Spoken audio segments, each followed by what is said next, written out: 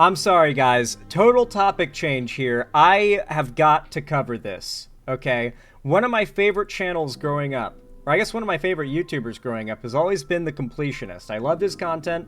The concept of just learning what it takes to fully 100% a game has always been entertaining to me, even if I don't play it. And then, of course, he did the Scary Game Squad with Jesse Cox and a lineup of other creators, and I always loved watching them play through horror games together. I always found that to be a blast, especially their Resident Evil 7 playthrough. So as you can imagine, when it came out, the allegations that the Completionist had fudged the charities he'd been doing. He'd been raising millions of dollars for charities in the name of, like, I believe his dead mother or dead father. I think it was his dead mother. You know, it was very, very crazy stuff. These allegations that he was pocketing the money and that it hadn't gone to the charities it was promised to. And so, yeah, he failed to complete his charity donations, ironically. Or at least those were the allegations. Now, it's worth noting, I believe the two creators that headlined these allegations were Carl Jobst and Mutahar. And Mutahar has notably lost a lot of his reputation on YouTube, from what I can tell. I haven't followed it, but I've seen a lot of people attacking him more than ever lately. So I guess he's kind of like canceled or whatever, or like people are trying to make him into a lolcow or something. And then, of course, you've got Carl Jobst, who I've got nothing against, but from what I've heard, people are like going after him and trying to say he fell off because he lost the lawsuit against Billy Mitchell. I think he lost the Billy Mitchell lawsuit, and I think I'm getting all these details right. So, from the Completionist POV, this could be that he's actually, you know, it's taken this long and he's actually making things right. Maybe there was some legal shit that had to happen, so it took a couple of years. Because I remember covering this drama when it initially happened years ago. The fact we're following up on it now, so many years later, is crazy. But here we are, responding to the follow-up on this. The Completionist just put out a video called You Deserve Answers, and I've not even seen this yet. I am really curious because I honestly didn't... I've been feeling kind of unfulfilled on all this for years now. So let's find out what happened here. Broseph took someone to court. No, he got taken to court by Billy Mitchell, and I think lost. Despite Billy Mitchell being a real piece of shit and morally in the wrong. I believe he lost that court case. I could be wrong, though. I haven't followed these things super close. So I'm curious to see if this is just like the Completionist seeing an in because the people who exposed him are like, you know, they've pulled the short straw lately. They're like, you know, on the rougher side of things when it comes to the internet's like view on them. And so maybe now he sees it as an opportunity to like get in the internet's good graces. Or if he's going to make a return, now would be the best time to do it, might be his perspective. Or maybe he's fully in the right here. Maybe it was all a misunderstanding. I'm curious to see what he's got to bring to the table here, because he stayed silent for an uncomfortably long time. Hey everyone, my name is Gerard Khalil. In 2012, I started my YouTube channel, That One Video Gamer, and for the last 13 years of my life, I have been completing games and making a lot of videos about the things that I absolutely love. On November 13th, 2023, two content creators named Carl Jobst and Mutahar Anas made videos detailing on how my family's charity, the Open Hand Foundation, had not made a contribution since its founding, despite numerous fundraisers. I said this back then, and I'll say it again. I hope Carl Jobst and Mutahar are fully wrong about all this. I really like the Completionist, and I really like Scary Game Squad and whatnot. You know, all of like the connections that they're like Jesse Cox and whatnot. I like all these creators. I don't want them to be like complicit or directly coordinating some kind of charity scam. You know, that would be genuinely heartbreaking to me. These are some of my like favorite gaming niche creators that are still around and still doing stuff. I think Mutahar lost street cred once he bought the Switch 2 after saying that he thought Nintendo practices were evil. My understanding was the big thing is people found out he didn't have a day job. Was like a big part of it. Like, for those that don't know, like, within the commentary section of YouTube, they're really heavy on this idea of, like, pocket watching each other's, like, success and income. Like, the biggest insult you can make to someone is that they're irrelevant and they make no money. That's why they hate me, because I'm irrelevant and I make no money. And they, like, really like to go after each other for the idea that, like, unless you are a certain level of successful on YouTube, beyond even being able to get by on it, then like YouTube isn't a job, right? They're really big on that. And they love the idea of saying like, they highly mythologize the idea of being a successful YouTuber who makes enough to do it full time, but still working a day job on top of that.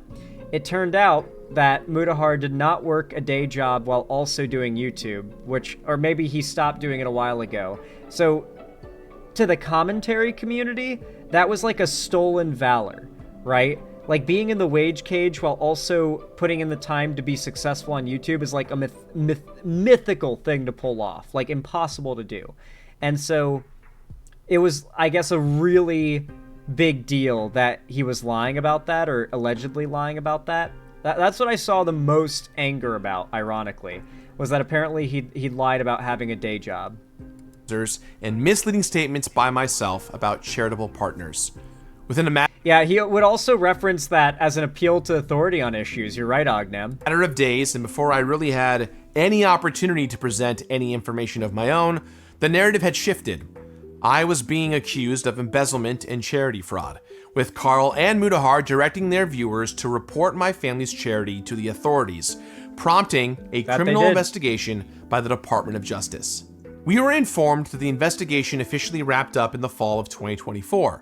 All that remained was a meeting with the Department of Justice to clear up any lingering questions, such as... Yeah, the best way to put it is, Mutahar did the YouTube equivalent of stolen valor. That's a really good way of putting it.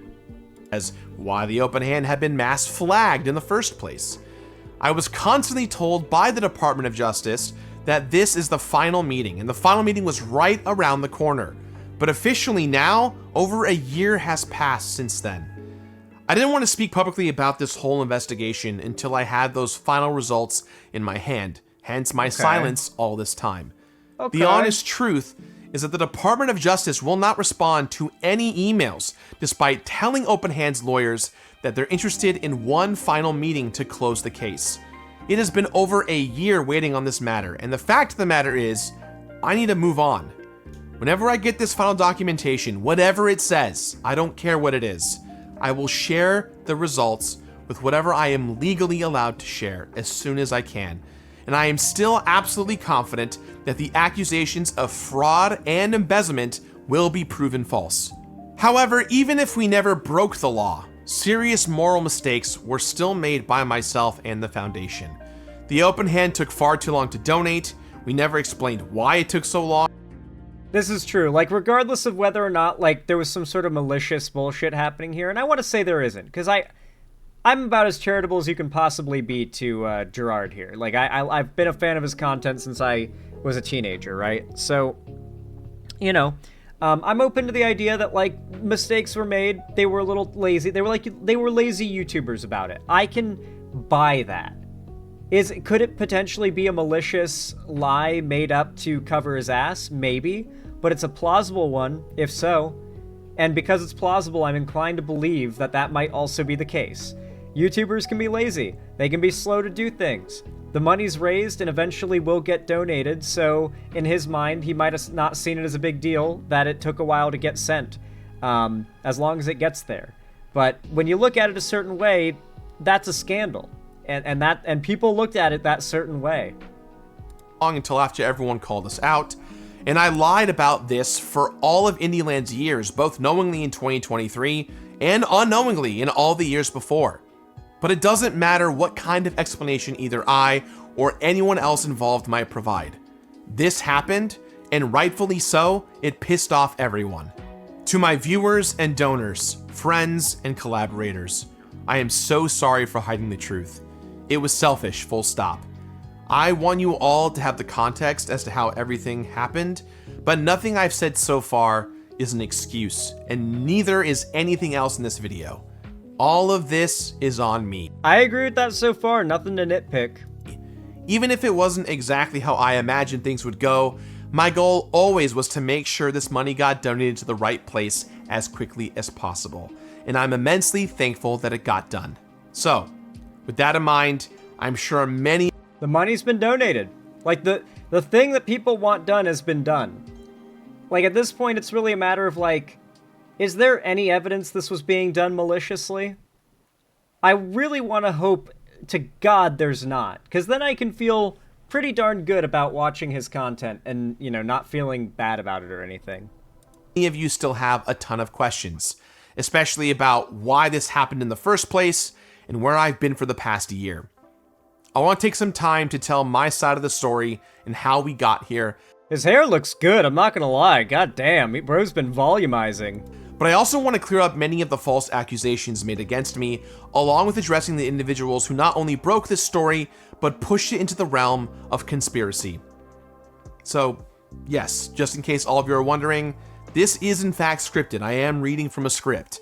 But I want to be clear, the words that you're hearing today... I mean, that's fair. When you're a YouTuber, you don't write a script because, the words are dishonest and you need to, write down whatever you want to say because it's not your true beliefs. It's because reading off a script where you've refined what you want to say, written it all out so you don't forget anything, refined the wording so it flows well. That's the best way to speak about an issue that you are passionate about. You put it to paper, you make it read and sound well and flow well, and then you read that off and you say it. This is just a basic thing with YouTubers. It's why I don't really get too, angry when I find out a politician's reading off a teleprompter, because more likely than not, they agree with everything they're saying there. None of it's disingenuous. They're just reading off a teleprompter to help them sound more well-spoken. Because completely off-the-cuffing speeches is very difficult. Just because you can't off-the-cuff a speech doesn't mean you shouldn't be a YouTuber, you shouldn't be president or a politician. The actual job entails a lot more than just speaking off the cuff well. Although if you're going to speak off the cuff well, you got to be, or if you want to be a streamer, you've got to be able to speak off the cuff well. Are me and only me. There's nobody else trying to influence what I say here. I just want to be sure that everything I say is accurate to the receipts I'm providing, to my own experiences, and most importantly, that you are hearing the truth straight from me, not behind lawyers, other content creators, or voiceovers disembodied by random gameplay footage. So for now, let's go back to where all this began, with my mom. When I was young, I lost my mom to frontotemporal dementia, and she lived with that disease for roughly 16 years. When she passed away in 2013, my family officially launched a charity organization called the Open Hand Foundation, with the mission of raising awareness and money for dementia research, educational tools, and helping families. We saw a real need after the frustrations we had personally experienced working with UCSF and how they handled our contributions, both financially and with my mom's own body parts. Before my mom passed away, my family was assured of how incredibly helpful her donation would be and what a difference it would make to the research. Well, imagine our frustration when, after donating our mom's brain and spinal cord, along with several thousands of dollars, we were told that her body parts were pretty much useless by a staff of completely different people that we didn't even know anymore. It made my family feel like we had just given away my mom's body parts for nothing, with the contribution. Okay, I did not know that, and that's pretty fucked, dude. That's parts of your passed away mom that were donated to science, hoping it would help to prevent other people from dying of the same thing, and was deemed worthless and then, thrown out? Jesus Christ. Yeah, I can see why that might motivate something to do the big charity push that he did. It's a believable story for sure. Feeling more like a feel-good courtesy than a worthwhile sacrifice. This is where the Open Hand Foundation began, and with it, the need for knowing how charitable contributions actually get spent. And as for me, I didn't really get involved into any of this until I reached a place in my career where I really felt like I could use my platform to make a big difference. In 2018, my best friends and I created Indieland, a 24 to 60 hour live stream event where we would play and promote indie games with the people who made them, raising money for charity with all of you at home watching, cheering us on as I went through tons of gross physical challenges at my own expense. Indieland went on for 6 years, and my team and I were so thrilled to see our little show succeed. However, after we finished our 5th show in November of 2022, I spoke with my family about all the good we were doing and I really wanted to get a representative from one of our charity partners to come and speak at IndieLand 2023. Only then did I learn that the Open Hand Foundation had never made a contribution since its founding, and there were no official partners. All the money was sitting there, untouched and accounted for, ready to be donated.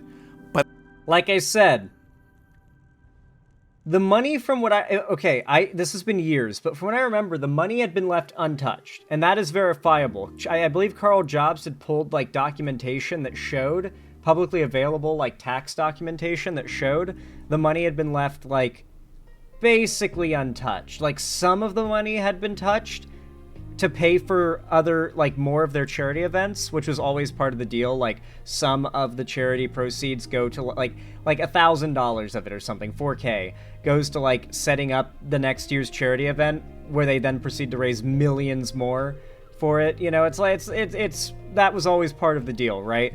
So nothing there was unexpected.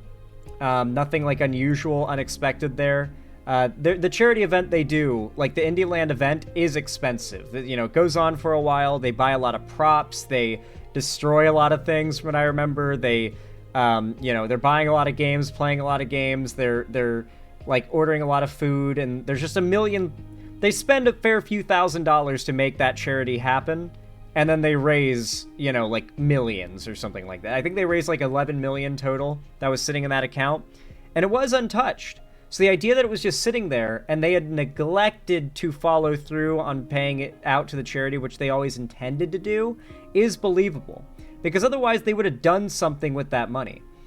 If you can't trace charity funds, that's already problematic. Otherwise, problems kind of sort themselves out. People will care enough to tune in and check. Yeah, like they did this all in a way that would necessarily make it so transparent that if they were pocketing the money and not donating it, just as we did find out that they weren't donating it, but they weren't pocketing it either, that it hadn't been donated. It was all done transparently. It was like accusing someone who actively seeked out, like, a way of doing it transparently, of trying to cover it up. And I'm not saying it's impossible something fishy happened, by the way. It's just, seeing it from that perspective, I can see things from his view. And I am, admittedly, a little biased in favor of him, because I've watched his content since I was young, but, you know. But at the time, there was a massive disagreement between myself and my family.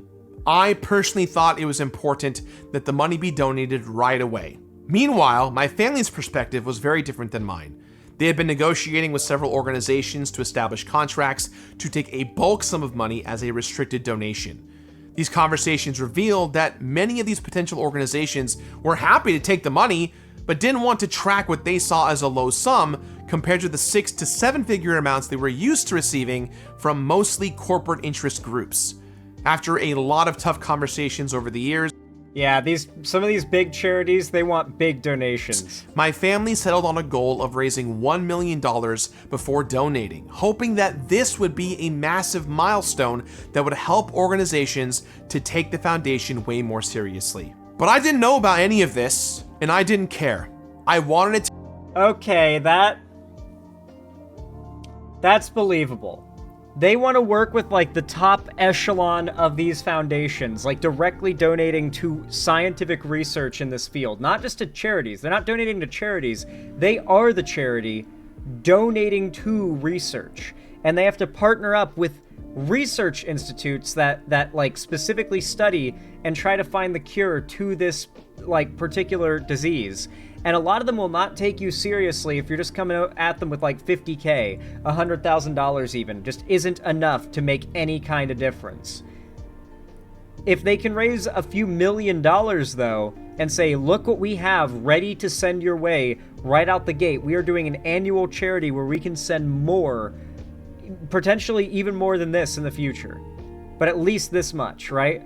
Like, if you like, look at it from that perspective, it does make sense. Like, they were saving up that money so that they could use it to leverage a partnership with high echelon research firms that are looking into coming up with the cure for this. Like, they want to work with the people the closest to finding the cure. And the way you do that is by saying, we've got 3 million. We're ready for you. They should have gotten to it faster, but yeah. to go to a reputable charity that would do great things with it right away. That means for the next 12 months, I knew about the money not being donated and was having constant conversations to get it to the right place, trying to repair. I'm gonna be honest, like if you're a YouTuber, don't try to run your own charity. It's a massive pain in the ass. You're way better off raising money and donating it to charity. I think that's what Jacksepticeye has been doing for a long time with his Thankmas streams that he does, where he just raises a shitload of money and he encourages other streamers to use an affiliate link to get their fans to donate. So like I've done Thankmas before, where like I have you guys go through the Jacksepticeye link. I did a few years back, like back in 2020, I believe. I did the Thankmas event with the Hightail community because they participated in it, and like Jacksepticeye raises money for charity himself, but then hands out a link where other streamers can provide a way for their fans to donate to the overall charity fund through their streams. So it's a cumulative, like, community charity event where a bunch of streamers get together to raise money, not just Jacksepticeye, the like head of it. And a lot of big creators get involved. So Thankmas raises a lot of money, but I don't think Thankmas is the charity. I think Thankmas is a fund that then donates to the charity immediately after. And that's why Jacksepticeye has never been in any such drama, right? He's not trying to start his own foundation, which is a lot harder to do. Relationships and negotiate in good faith with several different potential benefactors. Since it was now up to me to get this money donated, I needed to stay on the board of directors for Open Hand, at least until the donation was officially made. It was around this point that I realized that I was in way over my head. I had just lost my job at G4, and finances were a complete mess all around for myself and my company. I was scrambling to get the Completionist restructured with new ideas and a new tone, and I was practically traveling or doing some work event almost every single week, almost the entire year. But everything was up in the air, and all of it was on me, all at once. And on top of all this was the news that I now had— Remember, he's the head of a company with at least dozens, maybe hundreds of employees, to fix a problem that had been unknowingly brewing for several years. However, even at this point, I couldn't just do whatever I wanted. And this is where the real conflict started. I tried my best to express how upset I was, how upset all of you would rightfully be, and that this could cost me and so many people who worked with me everything we had created and built together, and I was simply brushed aside. I had learned the hard way that the charity world moves at a glacial pace, and I've been going around touting all these organizations and all the good we'll be doing for many years, only for all of it to be a bunch of empty promises. Even after I stepped up, my best efforts to donate as fast as possible would never be good enough, as every decision I wanted to make now had to be approved by a long list of people on both the Open Hand side and the potential benefactors that I have been speaking with. So I feel that some context on my family might be helpful right here. I'm the youngest of 5 in a first-generation Lebanese immigrant household. My dad has always loomed large in every aspect of my life, and that absolutely extended to my own experiences with the Open Hand Foundation, and at times, even my own business. The expectations were that I should have been an engineer or I should have been a lawyer. Instead, I'm a video producer who plays video games on the internet for a living. If you ever watched the Completionist live show from a few years ago, then all of this should sound pretty familiar to you. I did not have the final call on any major decisions when it came to the Open Hand and its finances. I was one of many people in charge. To my family, I was seen as the video game guy, not the business guy or the charity guy. Regardless, the outcomes were absolutely my responsibility, because all of you at home donated your hard-earned money and time and did so with your trust in me in mind. So when I learned the truth, I made it my goal that no matter what happened, the money had to get donated. There was no other outcome that I would allow. And that's where the real nasty core to all of this is. Nobody embezzled or touched any money, no crime was committed or covered up here, and the results of the Department of Justice's investigation will hopefully one day be proof of this. The decision to wait to donate until the foundation raised $1 million, along with the struggle of figuring out why that was necessary— Oh, it was $1 million, not 11 million, my bad— necessary in the first place, should have absolutely been communicated with very all of you. off. The Open Hand Foundation, and myself especially, should have been more transparent with its struggles and its goals, period. A week after IndieLand 2023 had wrapped up, and before I could get back to the donation efforts and conversations I was having, my heart stopped when I saw an email to the Open Hand Foundation came from a one Carl Jobst. I'm very familiar with Carl's work, as he had been known at the time to be a groundbreaking creator that claimed to take down cheaters, liars, and scammers. And I knew what was coming next. A few days later, on November 10th, I received a message from another creator, Mudahar Anas, also known as Some Ordinary Gamers. I respected and trusted Mudahar, so when he asked if I wanted to hop on a Discord call to talk about a discrepancy with some of the Open Hand Foundation's publicly available documents, I agreed, thinking, hey, you know what? Maybe we could chat this out and clear the air, no problem. Mudahar never once asked about the laws or regulations that Carl had asked about, so I had no reason to think they were collaborating together, especially since they had no prior history together online. I hopped on the call, assuming that this would just be the two of us, until my surprise, I saw Carl join. The rest of what's publicly available to all of you is essentially me having a panic attack while trying to be transparent with two creators I respected at the time. I can see things from his view here. I can. This doesn't feel like someone who's taken, like, time to write up a plausible story and waited for their moment to get it out. This definitely feels like someone who's wanted to get all this off his chest for a long time, finally can, and is like, oh, thank God I can finally get my side out. That's the vibe I'm getting. I feel like I've got a decent, like, gut compass for these kind of things. I'm all at the behest of throwing my friends and family under several buses. I saw the headlines coming, and I spiraled, losing control of everything. I did my best to reiterate my family's infighting, the struggles with finding a donor for a restricted donation, and that no matter what was going to happen, all the money was accounted for. Time to boycott Some Ordinary Gamers? Well, no, I don't think, like, Some Ordinary Gamers or Carl Jobst are bad guys for this. Like, at the end of the day, like, yeah, maybe they didn't know that the charity industry tends to move really slow, glacial pace, assuming that he's truthful about that. But from what they saw, they found public, traceable information that provably showed they qualified all of their claims with documentation, and at no point did they allege that a crime was committed. They argued the money had been raised, it had been left untouched for years, it was a large sum of money, that at several points the Completionist had spoken as if the money had already been donated and was being used to make a difference already, which is true, and was definitely a fumble on his part to have said those things. Nothing that Some Ordinary Gamers or Carl Jobst said was wrong or inappropriate or a bad thing. Like, it was a good thing to call attention to. It's just, you know, it was a miss. It was a well-meaning miss. And I don't think that situations like this should discourage people from wanting to call out scammers and grifters online. The internet is rife with them. It's unfortunate that a potentially innocent person was caught in the crossfire of it, but that doesn't mean we shouldn't try to encourage going after and exposing people that take advantage of goodwill to enrich themselves. That's a good thing to be doing, right? For and ready to be donated. And they even acknowledged that there was no evidence of embezzlement and that it's not even... Yeah, I think they did probably go too hard on him, though. I'm not gonna lie. I think they got too confident with his silence and, like, his nervousness, etc. Gave them the impression, the gut feeling he's probably guilty, and so they got a little too confident and went a little too hard. That's definitely something I can agree with.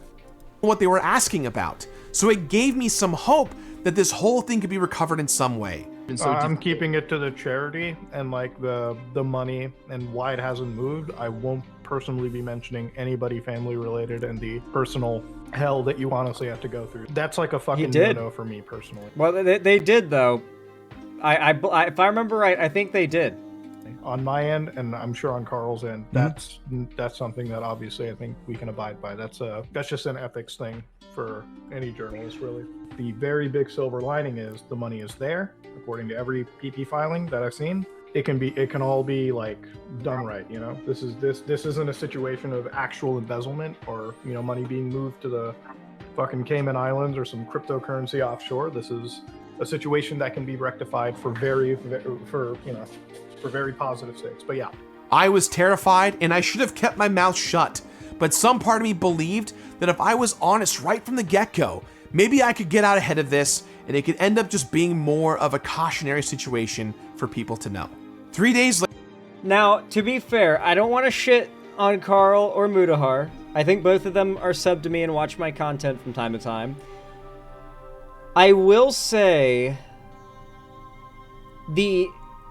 when you've put hours, maybe dozens, if not 100+ hours cumulatively into an investigation on a creator, and you're like 60-40 on whether or not they may actually be up to something fishy, and you're at the point where you've put in so much work and you're not sure if the cumulative body of it all is as well substantiated as you would like it to be, but you know it's gonna pop off and get hella views.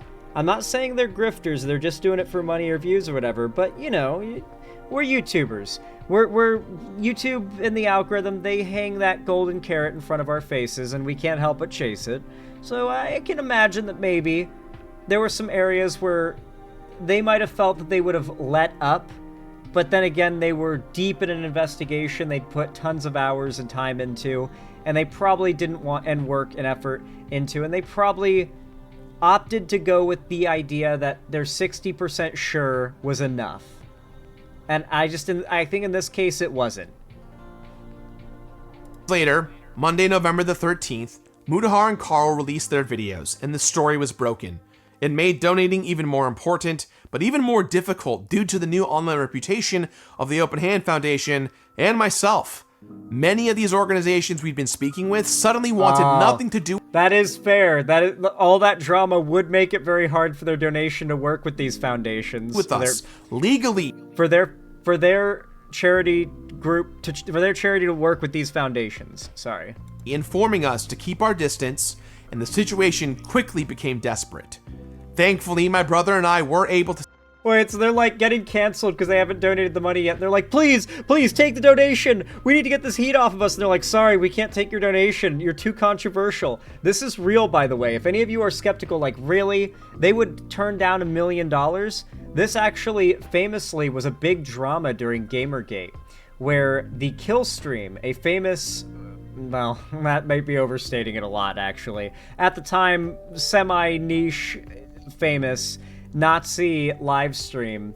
It was like the quintessential Nazi live stream at the time, like the ultimate Nazi panel show for quite some years. It's really fallen off now enough that I had to explain what it was to all of you. A few years ago, I would not have had to. But the kill stream they did a charity stream, believe it or not. They raised like a ton of money, like a few $100,000 if I remember right, for St. Jude's, and St. Jude's turned down the money because they were aware of the fact that they were a Nazi live stream and they didn't want anything to do with being financially supported by such a controversial organization, we'll call it. Obviously, because this was during Gamergate, the right like jumped all over it, claiming St. Jude's doesn't actually believe in anything they stand for because they wouldn't accept the money. But this is not anything unusual, by the way. Like, these foundations will turn down lots of money if it's coming from a group or a person that might harm their reputation. To secure a meeting with AFTD the very next day, and by November 29th of 2023, the Association of Frontotemporal Dementia received $600,000 from the Open Hand Foundation. Okay, so they found a group that they were able to donate to. The AFTD. Well, that's good. I'm glad. Soon after this donation was made, Not I the full resigned million, from my but- role on the board of directors, ending my relationship with my family's efforts in the Open Hand Foundation. The money that remained in the Open Hands account was intended to cover any future operating expenses or potential legal fees. That would prove to be important since the very next day on November 30th, we received a notice from the California Department of Justice that the Open Hand Foundation was now being investigated.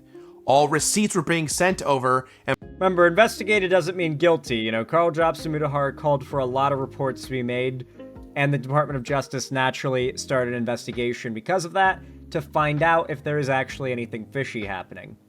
Keep in mind, investigation doesn't mean guilty. and per It's legal America, advice, after all. everyone's mouths were to be kept shut. The main priority for me was, at the very least, the $459,129.90 raised by Indieland donors would finally go to the original cause of dementia research in honor of my mother. At this point, my family and I were completely overwhelmed with the noise coming in. And as a result, we brought in several different professionals to help us determine how to even best respond to the ever-growing list of allegations. This is what finally led to my response on December 9th of 2023. All the information that I'm sharing with you right now and going to be sharing with you, this is what I wanted to say in that video. At the time, the Open Hands Foundation's legal counsel instructed me not to say or share anything because nobody knew what would be relevant to the pending investigation by the government. I was essentially handcuffed from telling the full story because our lawyers instructed me to not address any information potentially related to the ongoing investigation, which included receipts, potential evidence, and even fully admitting to any and all of my mistakes. When this response video failed to inspire folks to trust, Gotta hate when the court of law and the court of public opinion conflict. This is actually very common. There are a lot of cases where content creators have been, like, attacked. Their reputation has been assaulted, while simultaneously they're forced to go to court. And in the end of it all, they're found innocent. Well, not guilty, we'll say, of everything they've been alleged, or that's been alleged against them. But oftentimes when you're embroiled in legal drama, you can't make much in the way of satisfying, enlightening public statements, because then that gets you in legal trouble, and that harms your ability to make a case in court. Hell, what it really does is it makes it hard to come to a settlement outside of court. And so you're stuck in the situation where people are slandering you or talking shit about you or playing an internet game of telephone about you, but you can't respond because you're embroiled in legal shit, right? And of course, like, you know, the court of public opinion matters too. You might say, well, fuck the court of public opinion. Well, not when the court of public opinion, if they decide you're guilty, that determines whether or not your massive company you're the head of gets to exist anymore. Whether or not you have to single-handedly fire dozens, maybe hundreds of people because you can no longer afford to pay them a living wage. Mass layoffs are mass layoffs, whether it's to make more money for the CEO or just because you can't afford to pay the workers anymore, which might end up being the case for his company. I don't know how much money they've been able to, like, save up and invest in stuff in the past, but this can't be good for them on any level financially. trust and believe in me still, I knew that my support systems were going to go away very quickly.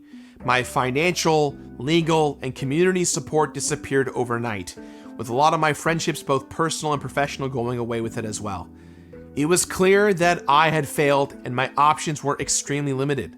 Over the course of the next 2 months, almost all the employees at That One Video Gamer were let go, and I spent most of my time clearing out the now defunct old office. I decided to continue making content as a way just to keep the... That's so sad, dude. That's really sad. They were legit one of the, like, OG, like, really, like, a big hit has been taken to, like, the OG old guard of gaming YouTube content. The lights on despite my legal silence.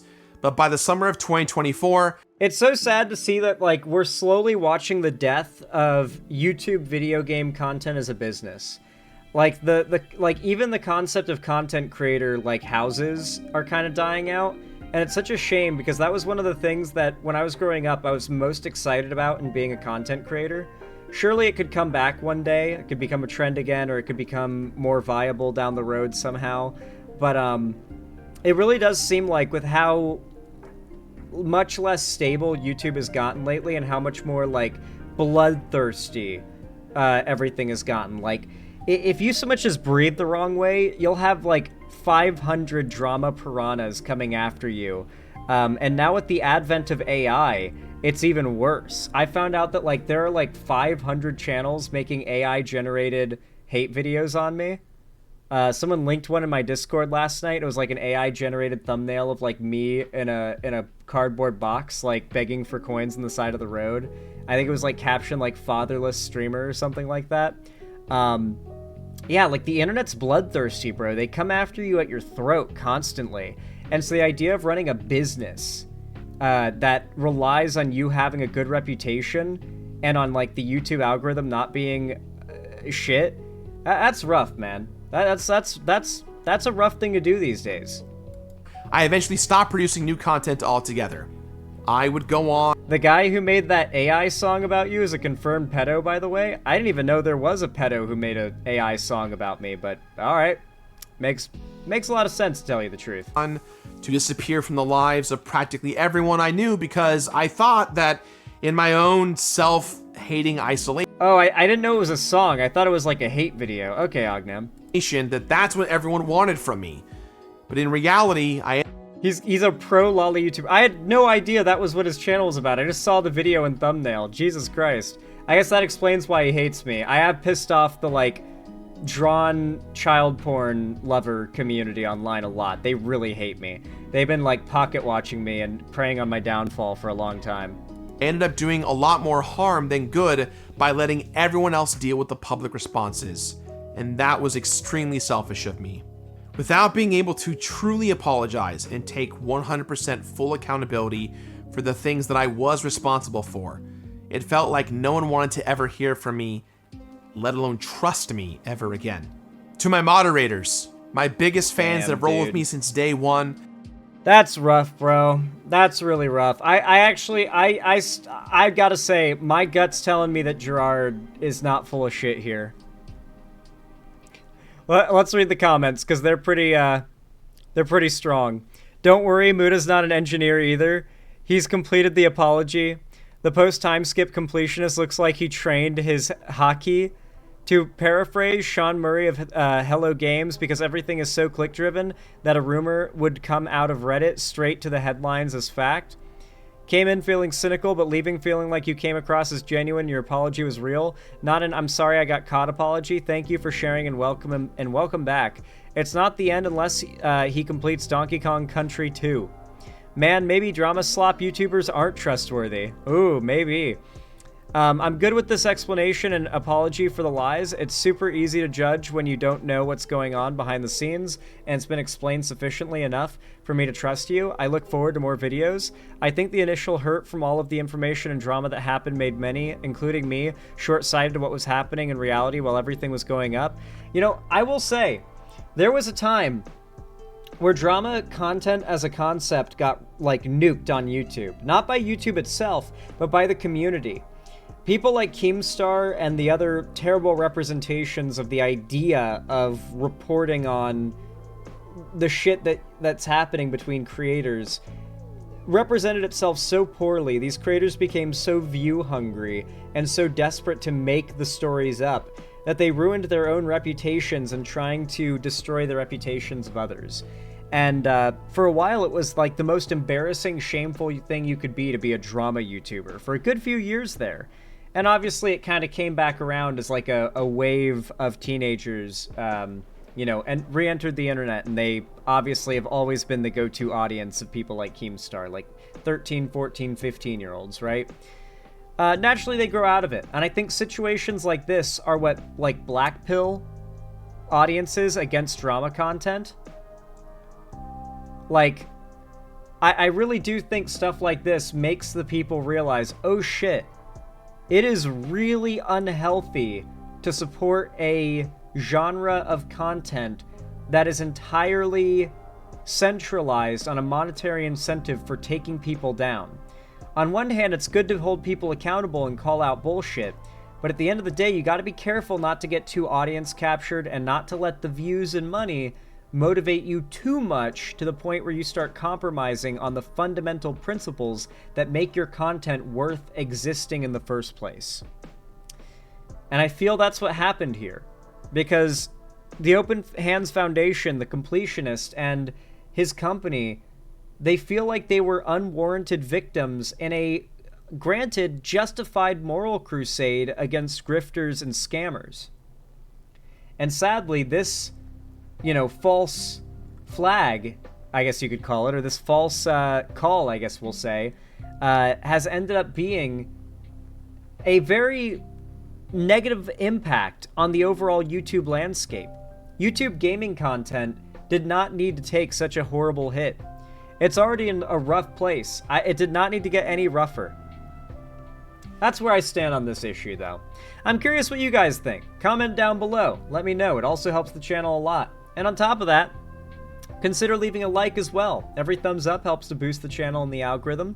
Subscribe and ring the bell icon if you haven't already and you want to see more stuff from me in the future.